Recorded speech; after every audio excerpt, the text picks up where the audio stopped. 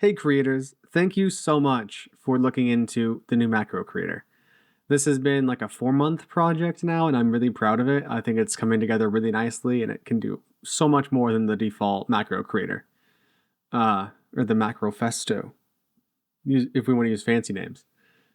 So I'm very excited to show this to you. So I'm going to start with after you've purchased it, and I'm just going to show you like some basic things to get you started.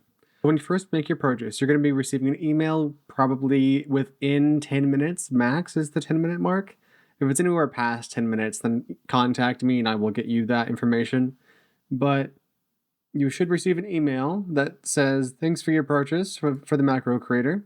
It'll give you your key, which I have blurred out just for safety. This is going to be posted on YouTube. And then there's also instructions here to take you to install the actual software.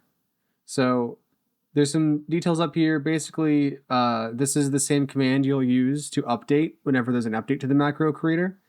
And you'll also have to authenticate your license for your script for the first time you ever launch it. So first, let's find whatever system you're on. I have Windows, but I have something for Windows, Mac, and Linux. Hopefully this works for all Linux types. It has been tested on Ubuntu. So if you're using Linux, I don't know many YouTubers that use Linux or creators in general that use Linux. So if you do, let me know if this doesn't work. Hopefully it works for you. And then we'll also have to authenticate. So let's first install it. For Windows, we can come down here and we can type in PowerShell. You can already see it, but we do PowerShell. You can either right-click it, run as administrator, or come down here and just run as administrator. Confirm it. I don't know if you could see that pop up. There it goes. But there was a little pop-up asking to confirm, and then we just want to put in this command. I can paste it with Control V, and then we can run it, and it's going to just put it in the correct places. It tells you what folders it's making if you're curious about where it's going, and then it just tells you about what files it's installing. I just wait here for a minute, installing all the files. Now it's getting to the modules that I'm using. All right. And then once you're done with that, we can go in and start the authentication process. So once again, you should have received an email with the key. So we can go back to the email and look at that. I'm going to copy this key out of here, and whatever email that this key was sent to is the email that you're going to use to log in with. So once we're inside of DaVinci now, we can come into here, scripts. Well, first under workspace, scripts. And then if you already have a Fusion Pixel Studio folder for any chance, whether it be from another project or if you tried out the light, or if you've got Anim utility from either Reactor or my website, then you'll have a separate folder here because it's in a different location. There's just weird folder stuff for Windows. If you're on Mac, I think it goes to the same folder. But then you can launch Macro Creator. It'll ask you for your information. You can paste in your key and just put in the email that you signed up with and then authenticate.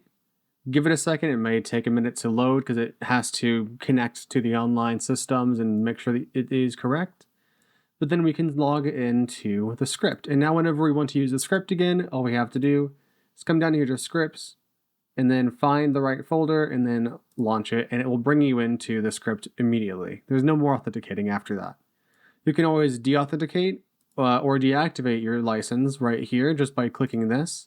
It will uninstall and remove all the script files, but any logs and save files you've made will stay. So you can do that if you want to.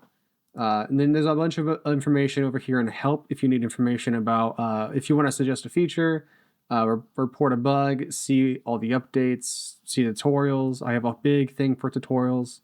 All of these are filled out, and if there's any more that I missed, I will be filling these out even more too.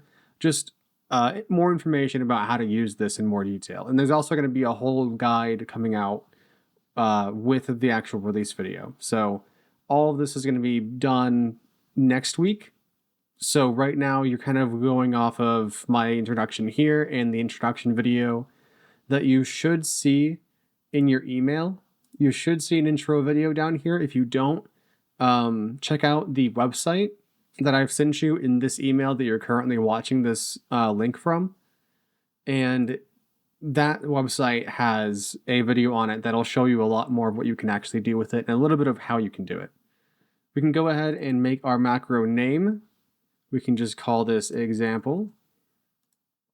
And we can see our main inputs, and we can see all of them in here. It'll auto select any main input that has an input that is connected to a media in that is not in your selected nodes.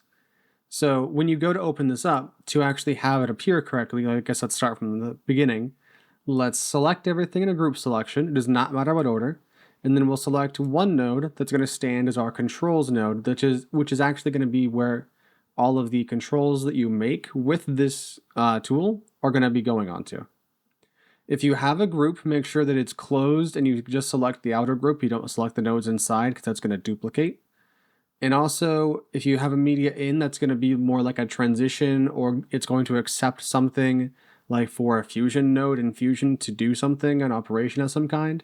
Connecting a media in node and then not selecting that with the rest of your nodes will make sure that this is auto-selected when you're about to export.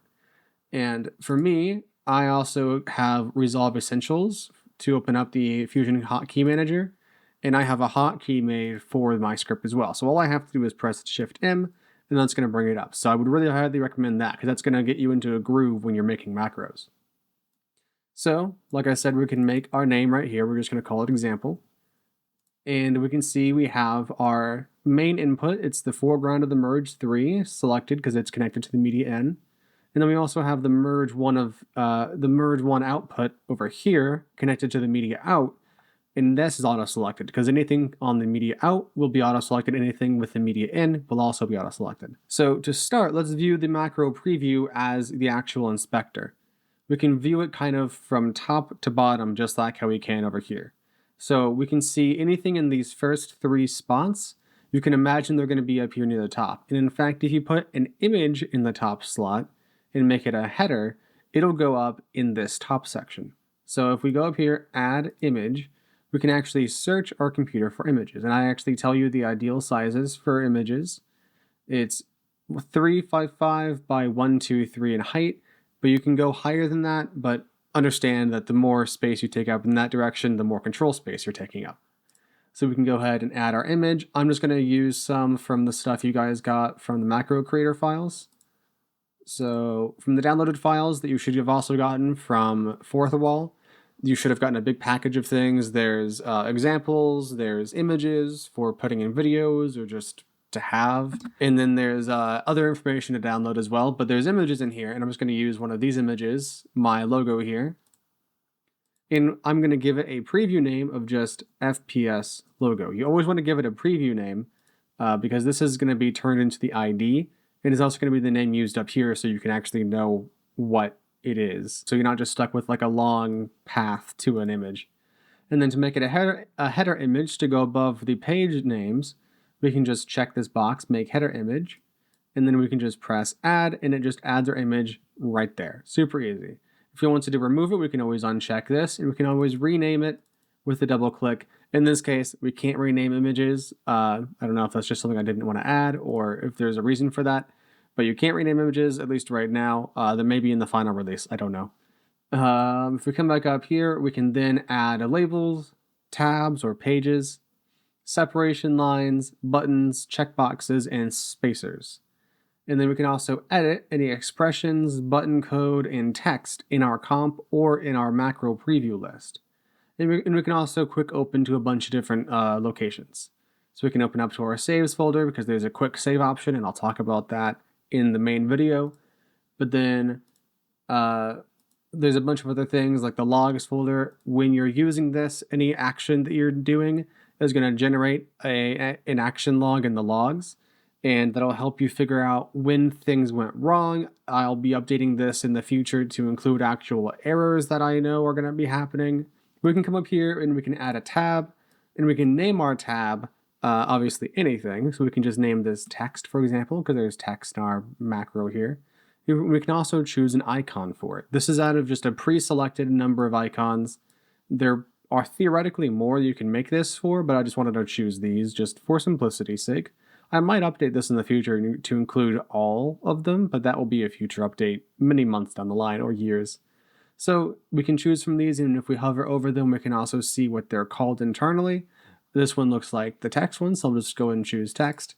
And we can also give it a tooltip. So if we want to call this all text, this is going to show up when you hover over the page over here. It's going to give you a little tooltip telling you some more information. We can then also enable to remove the settings tab. So this tab is always default on macros, and so is the controls page. So both the controls page and settings page are both defaults. But if you put a tab or a page in either the first, second, or third entries up here, it's going to remove the controls page entirely. And if you check this button, it's going to remove the settings page entirely. So you'll be left with just the pages that you create. So if we create this page now, and if we add stuff to this, we'll just add stuff from the text tab. And if we type in the word we're looking for, it'll take us to it. And if we just type in a page name, you'll see it takes us straight to the page. It even highlights the one it matches with. And then we can just group select these by clicking and dragging, bulk adding them, and then they'll add all into here. And then we can add another tab. I'm going to call it effects. I'm going to choose a different icon. I'm going to go and choose this one because I like the look of it. And I'm going to call this one XGlow and Cam Shake, because that's the two effects that we have in here. We have XGlow and Cam Shake, courtesy to Reactor for XGlow. Add that. And then we can also, real quick to show this off, add labels, which you can also then add HTML styling to. You're able to type in your text. So this is going to be XGlow, and we can bold it, and it actually gives you a preview. We can change its color. We can see the preview of the color up here.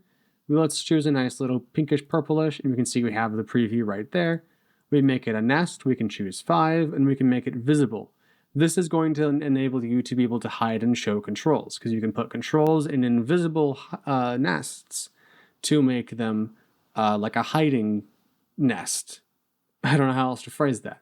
But essentially, this is how you can make like your control management systems. We can add that now. And if we add controls to this now, so let's go ahead and find our XGlow. Now I chose 5 for label hide number because that's a good like middle ground. Generally, you'll have more than that, but it's good if you don't know what the number is, just 5. Because if we find XGlow now and go down to our page, we can go ahead and start adding all of these. Let's go down to fall off. And if we bulk add these now, we'll see 5 of them go into the nest and then the rest of them don't. We can then change this number. We can change it up to 10 because I think there's 11 here. And we can see 1 is left out. Okay, well, let's make it 11 now. Let's go and put the 11th one in there, and there we go. And then we can add another label in here for our shake. We'll make it a nest. Once again, hide 5, make it visible. We'll go ahead and give it colors too and make it bold. I'm going to give it slightly different colors to make it unique. We'll make it like a nice light blue, sure. Then we'll add that. Sometimes you have to click it twice. Sometimes you might be clicked off of it because you click too fast. I do that all the time. We can then find camera shake, find our page, go down. I'm going to do down to edges, bulk add. We can see some are left out. We can see 1, 2, 3, 4, 5. Looks like we need to just have 10 then. Bam. And if we want these to be opened by default, right now they're going to be closed by default because when they're made, they're always closed. But we can also open them, and these are going to then be opened when they're actually on the macro. So we can, when we export this, we're going to see it has my logo in the top. It has a page called text and it has a page called effects. There's no controls page or settings page. And then there's 2 labels with controls in them hiding exactly the correct amounts. The labels are colored and bolded. Now, if we export this, we can save it to clipboard for a quick save in a test. We can quick save it as a DR macro file. That is my own file type that is essentially just a macros save file from the macro creator so that you can quickly reopen macros you've made in the past. You can also choose to export for Reactor to make it a .atom file or atom dot file. This will make it really easy for you to just zip up the macro and then put it onto Reactor's submission to make it available for free for everybody just who wants to use Reactor. Just because they actually asked me to make this because they need an easier way for people to be able to get on there, and macros are very lacking on there. So hopefully we get some more people going on there now. You can also export it as really anything, a DRFX, a single macro, a group and a DRFX. You can export it as a Fusion DRFX, as an edit page DRFX. You can export it with different input names, like you can rename these, and output names as well. You're able to do a lot with this. So for us, we're just going to go ahead and just do a quick macro to quick save to clipboard. And it's just going to load a couple things, and that's going to give us a saved clipboard notification. We can minimize that, go into another comp. We'll just go into this one. We may have an example already. Yeah. And then we'll add this, and we'll see we have our text. We have all of our controls we selected. We have a text page. We have our logo. We have an effects page, and we have our two groups situated exactly how we had it laid out before. And as you can see, I did minimize this down here just to make it easy for us to view this still. So we can see there's the logo, there's our text tab, there's all the stuff on the text tab, the effects tab, and then all the stuff on there. Super cool stuff, super easy. We made this in minutes. This would have taken maybe 30 minutes to an hour to get it all situated. This is super fast, super easy to set up and do. There's a lot more you can do with this, and I cannot wait for you guys to take a look at it, try it out some. And if you guys have time, I would love to hear some feedback and hear some thoughts about you guys using it. I'm expecting there to be some bugs, but hopefully this has been a good introduction to this tool. There's a lot you can do with this, and I'm looking forward to you guys trying it out, letting me know your feedback, and I hope you guys have a good time at ResolveCon if I see you guys before then. So you guys have a great time, and I will catch you whenever we talk again. All right, guys. Thanks for trying this out. I'll see you.